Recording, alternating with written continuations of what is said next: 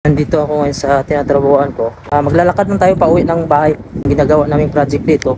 Ito po ay hospital. Ang lalakbayin natin mga kabayan mula po dito papunta po dun sa city. So maglalakad tayo. Kung napapansin nyo yan oh. Ayun. Ayun po. Yung may bahay na yan oh. Hello! Slow lang, slow. Kanina pagod na pagod ako pero nung nakita ko yung pamilya ko ayan, wala yung pagod. Yan. Ganito po kaganda ngayon no? Lumabas po yung araw pero parang palubog na naman. Sumilip lang. Ito po yung daanan dito. Pinuputasan nila, hinahati nila yung bundok para madaanan dito. Kasi kung hindi nila hinati mga kabayan, ganito yung itsura dito. Ayan o, mabato lang siya. Kaya minsan imposible yung magawa ng kalsada dito. Ito po mga mabato lang to dati. Ginawa lang ng mga bahay, pinapaputukan ng nila ba para yung mga matataas na bato mapatag. Ayan. Kaya yung mga bahay dito halos nakatayo sa bato. Pundasyon, yung ilalim yan, ayun o, mga bato. Ito yung mga container namin dito mga kabayan no? Ito po, napakarami to dito hanggang doon po sa itaas. Dito po nilalagay yung mga stock namin. Ito isla to dito mga kabayan, pero dati dagat to dito dati. Ayan po yung dagat. So yung ginawa nila, pinataasan nila to dito para malagyan ng mga container. Iba-iba pong kumpanya dito. Yan naman Royal Arctic. Sa amin ay Arsonerit. Tapos mayroon ding Brundum dun sa kabila. Tapos hindi ko na alam kung anong kumpanya tong iba na to. Yan. Hanggang doon oh, yan. May mga kuan pa nga dito, mga boat, fishing boat or yan, yung ginagamit sa mga panggala ng mga tourists. Tapos yung bundok natin, ayan po. Yan, puno po siya ng snow. Yan, pero dito wala na, natunaw yung mga snow. Pero yung mga tubig dito dahil sa lamig, yan po, turusin siya. Yan. Kaya pag may gamit kami mga kabayan na wala dun sa may kuan, dito kami pumupunta. Ito po yung trabaho natin dito. Maglalagay ako ng cable tree, yung lagayan ng wire dito po hanggang sa loob. Tapos ito po yung labas natin. Nag snow po siya ngayon. Yan. Medyo marami-rami na din at pumuti oh. Medyo malamig na din. Kasi alam niyo naman mga kabayan no? Puting-puti yan at saka ilalim underground. So tara, pasok tayo dito. Nandito ako ngayon sa tinatrabuhan ko. Pero ako ay pauwi na dahil tapos na po yung trabaho ko. Yung kasama ko naman na lokal, nauna na naman siya umuwi kasi alas 3 lang siya nagtatrabaho mga kabayan. So ako naman, maglalakad lang tayo pauwi ng bahay. Kasi nga sabi ko sa kanya mag-i-extend tayo. So ipakita ko sa inyo dito yung ginagawa naming project dito. Ito po ay hospital. Yan po yung unang building. Tapos ito yung pangalawa. Tapos ito yung pangatlo. Ang pangatlo medyo mahaba-haba ito mga kabayan. So parang ako na lang ata naiwan dito. Kasi kadalasan ng mga tao dito, nagtatrabaho sila 8 hours lang mga kabayan no? Alas 3 uwi na sila. So ako naman nag-i-extend ako ng 2 oras or 3 oras. So depende sa akin, basta may trabahoin. Ipakita ko sa inyo dito yung construction na ginagawa namin mga kabayan. Yung likod. Yan, ito po yung likod. Tapos yung view po natin, ito po may aso na gumagala, may kasama ata yung kuha niya, amo niya. Tapos ang lalakbayin natin mga kabayan mula po dito papunta po dun sa city. So maglalakad tayo. Yung city mga kabayan, kung napapansin nyo yan oh. Ayun. Ayun po, yung may bahay na yan oh. Yan, may mga sasakyan sa itaas may bahay. Siguro galing dyan mga 2 kilometro pa or 3 kilometro papasok dun sa bahay namin. So naghahanap ako ng madaanan kung saan ba may shortcut. Dito mayroon namang shortcut dito. Yan, pwede tayo mag shortcut dito. Tapos maglakad tayo papunta doon. Pero parang sa tingin ko ata mas mabilis dito mag shortcut dito banda. Tapos papasok tayo doon. So tara, samahan nyo ako mga kabayan. Maglalakad po tayo. Daan po tayo dito para makakuan po tayo. Tingnan ko kung hindi ba delikado yung daanan. So sa tingin ko doon na lang tayo dadaan. Ito yung may daanan dito. Tapos baba tayo dyan mga kabayan no? Sa area na yan. Tapos akyat tayo dun sa hagdan para makarating tayo dun sa city. So ito po, bali yung dyan banda, bababa ka pa dyan sa likod niyan. Kung pwede din dito dumaan kaso medyo mataas. So ito po yung view dito. Yan po yung mga bahay. So nag snow na po dito. Ngayon mga kabayan, umpisa na po natin maglakad mula dito sa tinatrabuhan ko papunta po dun sa city. So maglalakad lang po tayo kasi sila misis mga kabayan, nandun po sila ngayon sa Noxen, sa may grocery store dun sa city. Dadaanan ko na lang sila papunta doon. So naglakad lang ako. So bakit ako naglakad ngayon? Actually mga kabayan, sabi nga ng kasama ko na lokal, pwede naman daw ako sunduin dito ngayon kung gusto ko daw magpasundo kasi okay naman sa kanya. Umuwi kasi siya ng maaga dahil alas 3 lang sila. Ako naman kasi ay nag-i-extend tayo sa trabaho kasi sayang din naman yung overtime. Pero sabi ko wag na kasi okay lang naman kasi nagbablog ako. Sabi ko sa kanya, alam niya kasi nagbablog ako. Ito lang talaga yung purpose ko na makapag-vlog ako pag umuwi kasi pag makarating na ako ng bahay tinatamad na akong lumabas at saka dumidilim. So tingnan nyo dito, alas 5 napakadilim na. Alas 3 dito wala na pong araw, tumatago na. So pakita ko sa inyo dito yung lugar. Yan. Dito sa harap natin may drone po. Nagpapalipad ng drone. Yan. Taas. Tingnan nyo dito. Meron silang Christmas light sa labas. At ito po yung madadaanan natin. May mga snow na po siya mga kabayan. Actually mga kabayan, sa mga nakasubaybay sa akin mula nung nandito ako sa Greenland, alam nila ito yung bahay ko dati. Diyan po yung may terrace na yan. Yan po yung kwarto ko. Napakalaki ng kwarto ko dyan mga kabayan. Kaso may kasama po ako ng mga Pilipino dyan nakatira. At saka may-ari niyan mga kabayan yung company ko mismo. Pero bininta na nila kaya umalis kami dyan. Nilipat kami sa city. So maganda din kasi nakalipat kami ng city. Ayan man na nagpapalipad ng drone. Dalawa. Ito may drone din dito. Dalawa sila. Ayan. So punta po tayo mga kabayan. Maglalakad po tayo. Yan ito po. So ito po yung mga kapitbahay namin dati pero hanggang ngayon hindi ko pa kilala. Umalis na lang kami dito. Hindi ko pa kilala yung mga kapitbahay ko. Hindi ko nakikita yung mga mukha nila. Parang walang mga tao eh. Pero may tao yan dyan. May tao yan mga kabayan kasi ayun po. Yan po yung bahay namin dati. Hindi ko alam kung may nakatira pa rin pa dyan. Tapos ito yung paligid natin. So kayang-kaya lang naman maglakad mga kabayan. Tapos ito tirahan to ng kasama ko dati sa trabaho. Pero ngayon wala na sila dito dahil nagbukod na sila. Dumating na din kasi yung pamilya niya dito. Yung asawa niya nurse kasi. So dalawa na sila may trabaho at saka may anak din sila. So nagbukod na sila. So ito po yung street dati na lagi kong dinadaanan pag pupunta ng grocery store. Ang mahirap kasi dito, malayo yung grocery store, andun po sa kabila. So marami pa rin kababayan natin ang nagtatanong sa akin kung saan ba daw ako nag-apply. So ako mga kabayan, nag-apply talaga ako dati sa Work in GL na Facebook page.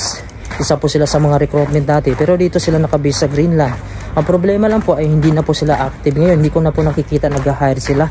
So napakarami sanang matulungan pa ng Work in GL dahil marami po talaga dyan ang nag-apply dati mga kabayan. At marami po talaga siya ang napaalis. Isa na ako dun. Kasi yung kasama ko po dati sa Saudi Arabia mga kabayan, 12 po kami ang napunta dito. Dahil ako yung nauna mga kabayan, nakita ko yan sa post hanggang sinabihan ko yung mga kasama ko. At sa awa ng Diyos nakarating din sila dito. So ngayon, dahil wala na yung Work in GL, mayroon din akong mga alam na kung saan pwede kang makarating dito gaya po sa pag-online. Subukan nyo po yung portal job mismo ng Greenland. Yun po yung solid.gl. Sa Canada, mayroon silang portal job. Mayroon ding portal job dito sa Greenland. Ang problema ay naka-Danish po siya. So kailangan nyo pong i-translate yan. Punta lang po kayo sa Google, i-search nyo po yung solid.gl, lalabas po yan, i-click nyo yung solid.gl, tapos mayroon po yung bar sa itaas na tatlo, i-click nyo lang po at translate to English or switch to English.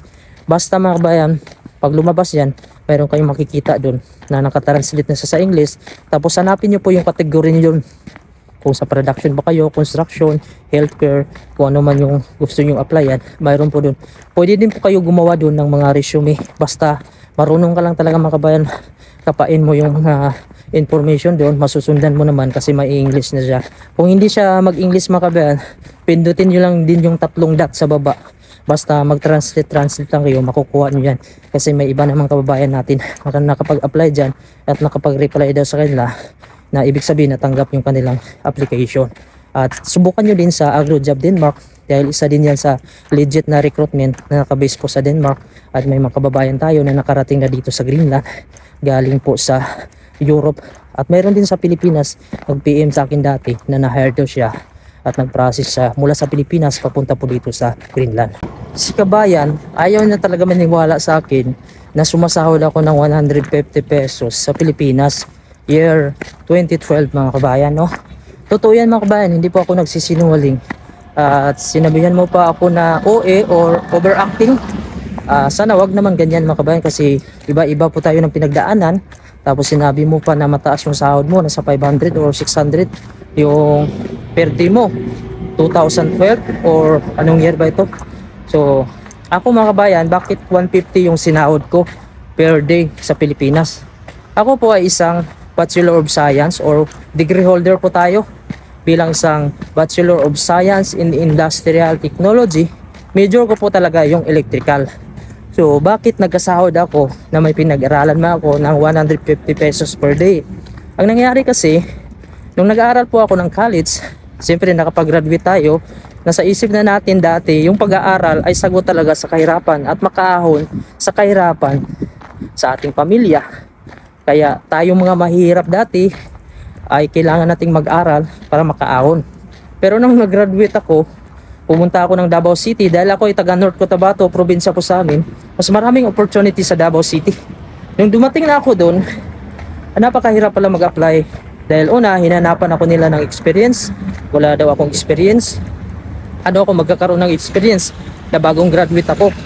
Hinanapan nila ako ng TESDA. Paano ako mag-TESDA? Nag-graduate ako ng 4 years course at may license ako ng PRC. Tapos, hinanapan nila ako kung mayroon daw akong kakilala dun sa company. Paano ako magkakaroon ng kakilala sa company na hindi naman ako taga Davao City? So, ganyan po yung mga patakaran sa Pilipinas. Kaya wag natin pong sabihin na pantay-pantay ang pagtingin sa Pilipinas dahil mayroong palakasan. Ngayon mga kabayan, dahil nga hindi nga ako matanggap-tanggap sa mga kumpanya na in-applyan ko, kahit saan po ako nag-apply, kasulok-sulukan na po ng Davao City na kahit wala ng tao, basta matanggap lang ako bilang electrician. Dahil hindi talaga ako nag-apply ng ibang trabaho dahil gusto ko talaga yung linya ng aking pinag-aralan.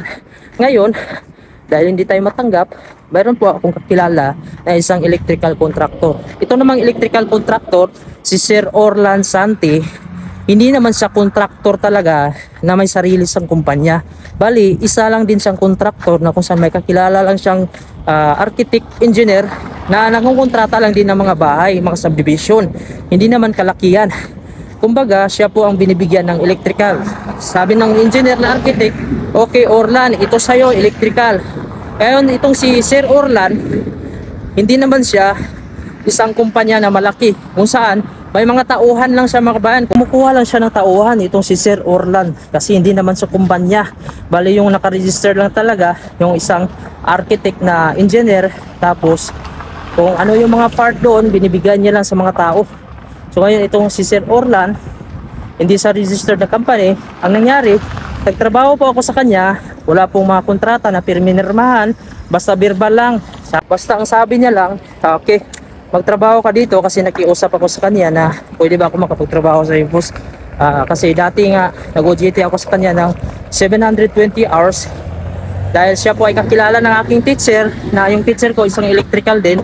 Kaya kapag OJT ako sa kanya, at nung wala na po akong matrabahoan sa Davao City dahil wala akong experience, nakiusap ako sa kanya kung pwede ako makapagtrabaho sa kanya kahit helper lang. Ayun, tinanggap niya naman ako mga kabayan at sinabi niya sa akin na okay lang ba sa'yo, 150 yung sahod ko sa'yo, wala kaming kontrata na pirmahan, walang is-is. Sabi ko okay lang boss, at pinatuloy niya ako sa bahay niya, pero wala pong space sa bahay niya kasi marami po silang natutulog doon, mga trabahante. Kaya yun mga kabayan, tinanggap niya ako magtrabaho, wala pong kontrata, verbal lang po sinabi niya kasi nga helper lang tayo, so assistant.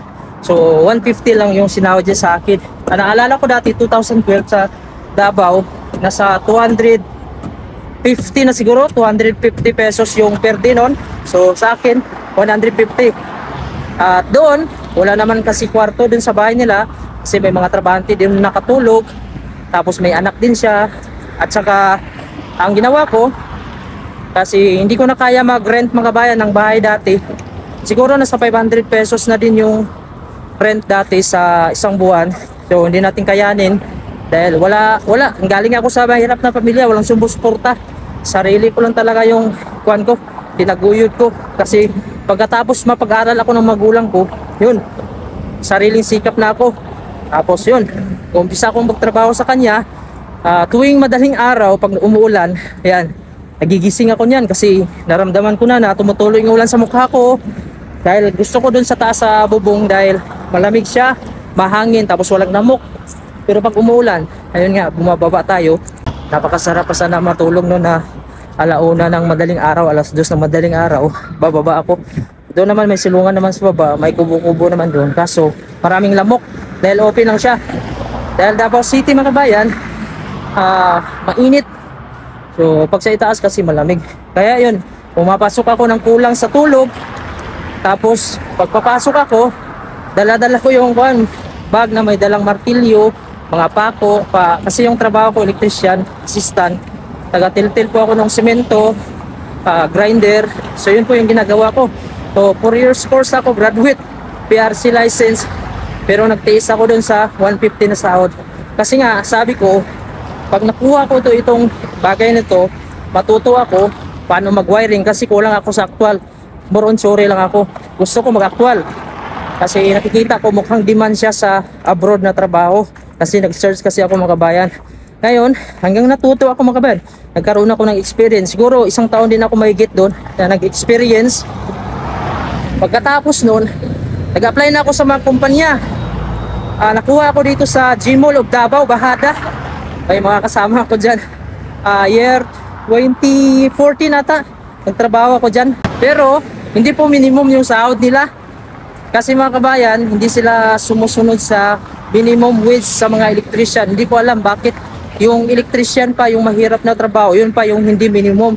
Pero yung mga cashier, mga dicer, sila pa yung mga minimum, mga security, yun. Parang nadismaya ko yung mga kasama ko doon na electrician. Pero wala naman silang magawa kasi hindi naman sila basta-basta din makuha sa iba. Sa Pilipinas, napakahirap talaga mag-apply ng trabaho. Kasi kung doon, palakasan. Nag-apply din ako dun sa may mga minimum na sahod. Hindi talaga ako matanggap-tanggap kasi wala daw akong kilala, wala akong backer. So nagtiis ako dun ng siguro sa 2 taon din. 2014, mga 1 taon mahigit, 2014, 2015. Lumipat na po ako dun sa minimum na salary sa Marco Polo Hotel po, sa Davao City din yan. So 2014, umalis po ako ng 2015 sa Gmall. So 2015 na sa Marco Polo pa ako nun, 2015. So pagka 2016, naramdaman ko na 4 na taon ako nagtatrabaho dito sa Pilipinas. Hindi pa rin ako umaasenso at wala pa rin nangyayari, wala akong mabili. Kahit brief ko nga mga hindi ako makabili kasi nagbo-board lang ako doon. Tapos pamasahe pa, pagkain. Minsan nagpapadala ako sa kapatid ko na nag-aaral. Kaso kulang na kulang pa mga kabayan. Ngayon habang nagtatrabaho ko doon sa Marco Polo, live ako naman doon, minimum naman ako doon, siguro nasa 301. Naabutan ko na yun mga kabayan, 2016 o 2016 pinakahuling trabaho ko sa Marco Polo. 2016 301 po yung minimum doon sa Davao City. Kaya wag mong sabihin kabayan na 2001 ano ba itong sabi ni kabayan, 2001 600 na daw, 700 na daw yung per sa kanya per day. Samantala sa Davao City nagtrabaho ako doon na 2016, yung sahod ko doon ay umaabot lang ng 301. Kaya yun, nag-apply ako ng abroad. Nag-apply ako ng abroad mga kabayan mula pa nung 2012. Kasi gusto nga talaga mag-abroad noon 2012. Pero hindi nga ako matanggap-tanggap dahil wala akong experience. Kaya ang ginawa ko, yun, nag-experience talaga ako sa Pilipinas. Yun, 4 na taon. Sabi ko, okay na siguro to experience. Hanggang naswerte ako, na-hired po ako papunta ng Saudi. Kasi yung pinakamadali talaga na apply sa Pilipinas sa Saudi. Kasi kahit hindi ka pa natanggap, mayroon ng visa na ka-prepare yan. Kaya yun, natanggap tayo bilang isang electrician na talaga papunta ng abroad. Medyo kinabahan nga ako mga bayan kasi Saudi, marami pa nagsasabi sa akin yun, yari ka dun sa Saudi, patay yung wet foam mo dun.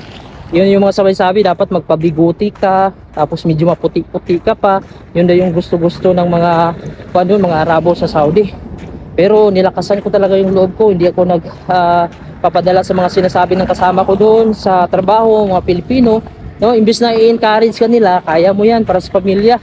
Sasabihan ka pa naman na yari yung wheat po mo dun sa Saudi. Patay ka dun sa salvage ka, yung ganun. Pero nilakasan ko yung loob ko dahil medyo malaki-laki yung sahod ko dun mga kabayan, yung unang abroad ko. Umabot sa yung basic ko, umabot sa 40,000 yung basic ko. So sabi ko, malaki na to kasi sa Pilipinas 301 lang yung sahod ko, halos walang matira sa sahod ko, 301 per day. Kaya yun, tuwang-tuwa ako. Yun yung pinakaunang abroad ko sa Saudi Arabia. Nagasahod ako ng 40,000. Tapos may overtime pa ako mga kabayan. Umaabot ng 60,000 din yung sinasahod ko sa Saudi Arabia. So 2016, September, hindi ko malimutan yan. Dumating ako sa Saudi Arabia bilang isang electrician. Tapos nagtrabaho ako doon ng 6 years hanggang sa naka-experience ako ng 6 years. Sabi ko, bakit hindi ko subukan yung mga Europe, Canada. Marami po akong in-applyan. Canada, Europe, kung ano-ano pa, basta America, meron nga akong in-apply online. So hindi ako sinerte nun. Siguro mga 2 taon din yung apply ko para makaalis sa Saudi Arabia. Hanggang nitong September 2022, yun, ito na-applyan ko. Nakita ko itong work with GL sa online. In-applyan ko, saglit lang mga kabayan, nag-reply agad kasi kunti pa lang nag-a-apply dati. Papunta daw ng Greenland. Kaya sabi ko, ano ba ito Greenland? Kasi dati yung Greenland mga kabayan, no, hindi ko pa talaga kilala yung Greenland. Pero alam ko po yung pangalan niya, naririnig ko na po siya. Pero hindi ko alam na ito pala yung pinakamaraming yellow. Akala ko kasi Greenland, napakaganda siguro dito kaya maraming green. So nagpa-search tuloy ako. So nung tiningnan ko, aba, napakaraming yellow dito. Ito yung Iceland. Sabi ko, ito yung Iceland. Pagtingin ko, hindi naman Iceland to kasi Greenland talaga. So yun ko pala nakilala yung Greenland. Ito pala yung pinakamaraming ice, mga iceberg. So hanggang nagtuloy-tuloy, 3 months na po lahat yung process ko. Mula sa pag-apply, 4 months po. Pero yung process ko ng papel, 3 months lang, nakarating na ako ng Greenland. So yun, baon-baon ko na talaga yung pangarap kasi nakita ko malaki yung sahod. At naisip ko na siguro magbabago na siguro yung buhay ko dito kasi napakalaki ng offer mga kabayan. Nalakihan talaga ako kasi halos siguro yung basic ko halos ma-times 3 doon sa kinikita ko sa Greenland. Yung basic pa lang, di pa kasama yung overtime. Nung dumating ako dito sa Greenland, tuwang-tuwa talaga ako kasi nakita ko ganda ng lugar, tapos malamig.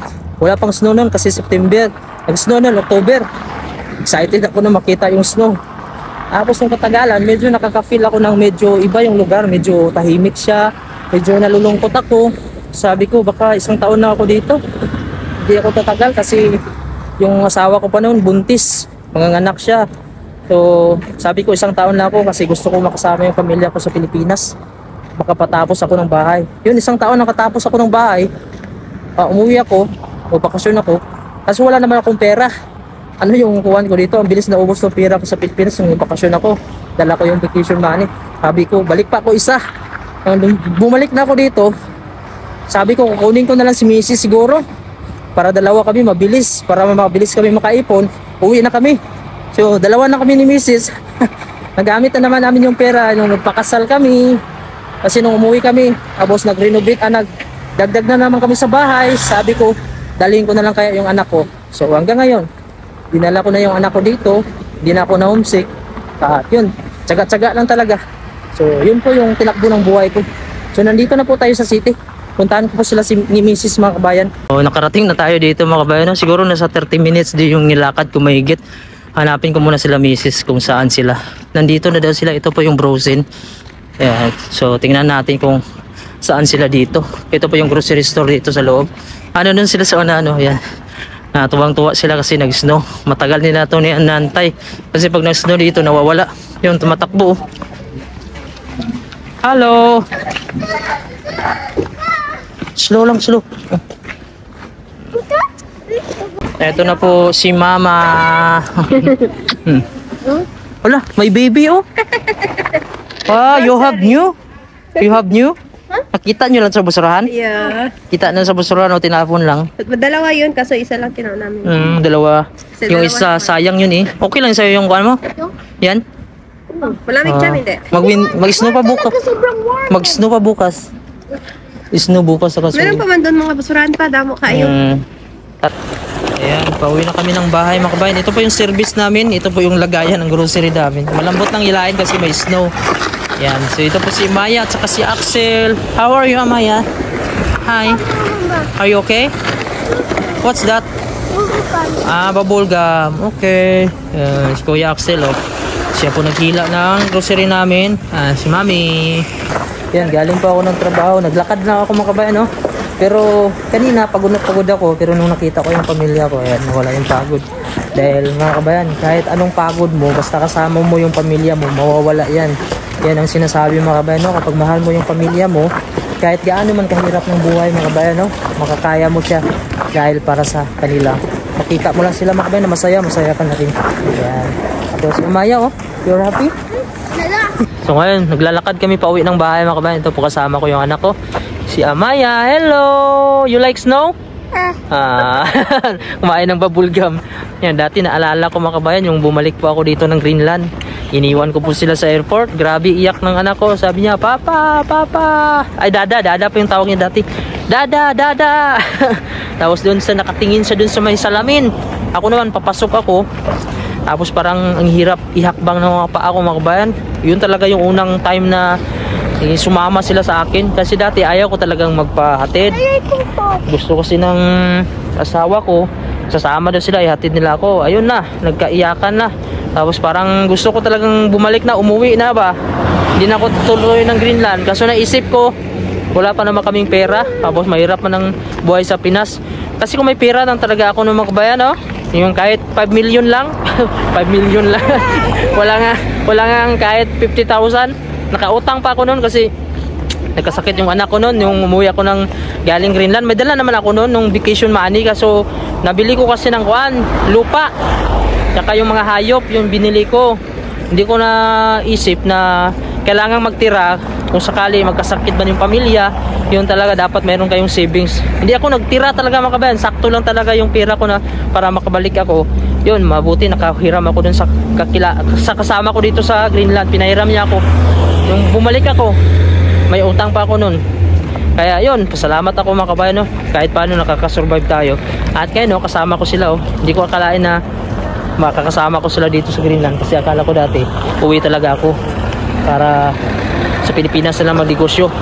Kaso mahirap pala yung buhay sa Pilipinas talaga. So yun mga kabayan, hanggang dito na lang po yung video ko. Nandito na po kami sa loob, kasama ko po yung anak ko.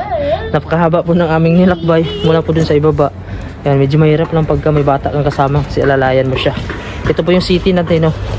Medyo lumiliwanag siya kapag mayroon po siyang snow kasi nagre-reflect po yung ilaw at puti po siya. So hanggang dito na lang po.